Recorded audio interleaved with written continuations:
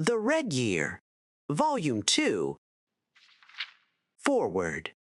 When I originally decided to write this accounting of the Red Year, I elected to travel across Morrowind and speak to the Dunmer people themselves. I sought first-hand accounts and personal views about the cataclysmic event.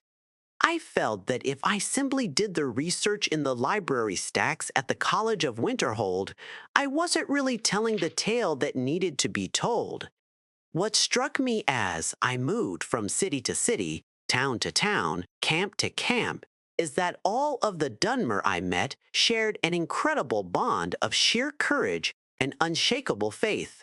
So, what began as a chronicle of one of the worst events in the history of Morrowind became something altogether different, the celebration of a people who can never be defeated. Saldus Lervu, Vivec City. I was a trader back then, ran a packar from Vivec City clear down to Narcissus. I was walking along the south road when the strangest thing happened. All of the noise around me stopped, the normal things one hears as they travel, like the sound of the wind blowing through the treetops. It was just deathly quiet. I felt a tingling sensation all over my body, and my gar began to stomp around. Whatever it was driving him crazy. As I tried to get him under control, there was a massive explosion from the center of the city. I saw the cantons fall apart before I was knocked off my feet. Then I remember the ground starting to rumble. It lasted for a long time, and it receded into the distance as if directed towards the center of Vardenfell. A few minutes later, the Red Mountain erupted, sending a huge cloud of fire into the sky. My packgar had long since fled, and I decided I should do the same. I never stopped running until I reached Narcissus. I asked him if he knew what had happened. Vivec City. I didn't hear until much later that the Ministry of Truth had struck the heart of the city. What I do know for certain is that many Dunmer lost their lives that day and that Vivec City is no more. Daros Dran Mournhold. The Red Year didn't heavily affect Mournhold itself, but it touched many of the people who lived there.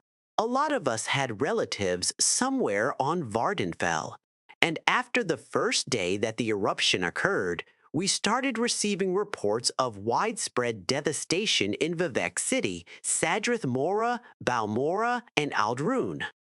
I don't think a single night went by for months where you wouldn't hear someone openly weeping. It was a sad time for all of us. I asked if Mournhold had sustained any damage during the Red Year. I don't know why, but the destruction seemed to pass us by.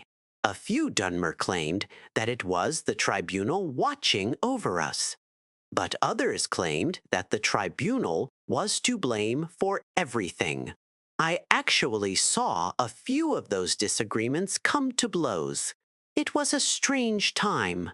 I got an interesting response from Daros regarding Mournhold's role during the Red Year.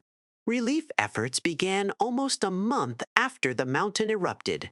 It was actually a directive that came from the House Redoran counselor that was living in Mournhold at the time.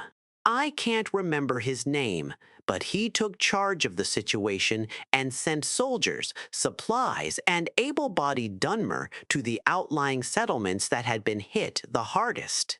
I was sent to Balmora. The place was a mess. Hardly anything left in town was still standing. I spent maybe 2 months there, helping to rebuild the town and getting my fellow Dunmer back on their feet. It started out as a burden, but it ended up being the most rewarding thing I'd ever done in my life.